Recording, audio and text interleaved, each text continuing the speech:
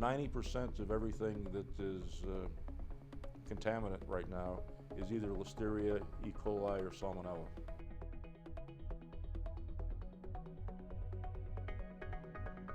Our objectives are that when we finally have our product out in the world, we can literally save thousands of lives per year and millions and millions in healthcare costs. All bacteria species are different. The wavelength of the laser that we use, wavelength meaning the up and down period, the wavelength is the same size basically as your family of bacteria and other things. And the other part about it is the laser penetrates the bacteria. So when we flash the laser beam on a bacteria as it goes through our system, we're able to measure both the outside and the internal characteristic of a bacteria one at a time. And the way the thing works is a series of arcs. You got a laser beam that goes into our vial, and you have a thing called light scattering, which is emitted from the bacteria sample. And what we do is we measure hundreds of thousands of the same family of bacteria so that we really come up with identifiers. David, how many tests did they run for the accuracy part? Do you remember off the top of your head? We did many hundreds, yeah. many hundreds of tests. And we ended up in the high 90s for accuracy. Unbelievably simple to use. As long as you have good regimen taking your samples and then follow the procedures. We feel that a bright college-age student, maybe just a high school graduate even, can be well trained on this system with the laboratory procedures, probably in 2 or 3 days. You agree with that, Dave? Yeah. And probably be bored on the 3rd day. Right. Identification begins with culture plate and individual colonies on the plate, as you see here. First, you take a loop and scrape one colony off the plate.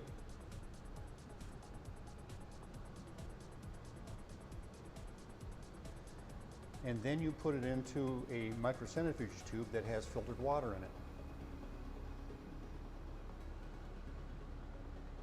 Spin it around to dislodge the material into the water.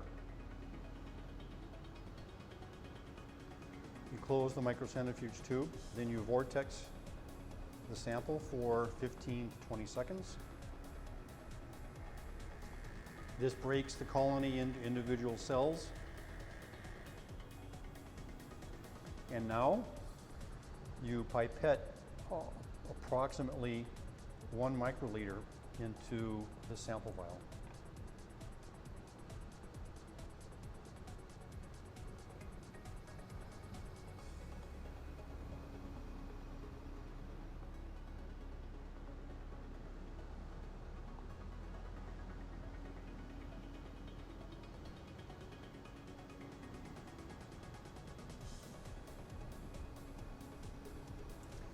You put the parafilm back down, hold it in place with a rubber band, and lift the corners of the parafilm up and away from the sample vial. And then you proceed to the system.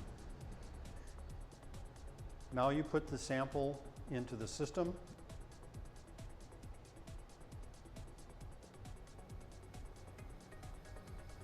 Put the cover on and start the identification process. Now you click the Identify button, enter information that describes your sample, and click OK. The system is now attempting to identify the bacteria. The logo in the upper right-hand corner flashes red every time the system detects an individual bacterial cell. The progress bar in the center gives an indication of how far along the identification process you are. And the gauge in the lower right-hand side gives a rough idea of the concentration of bacterial cells in the sample vial.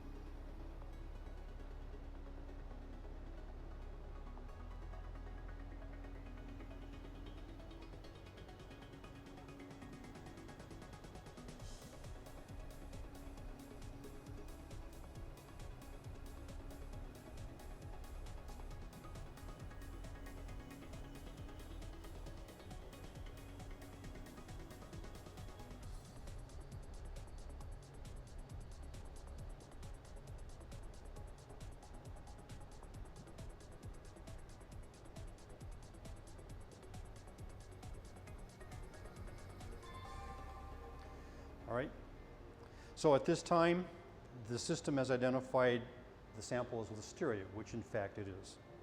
Average test cost right now, and you could add overheads and all kinds of this stuff, but we try to keep apples to apples, is somewhere in the neighborhood of $25, $30 versus 5 cents, 10 cents. How many failures have we had in the lab with systems over the 6 years that I've been here, do you think?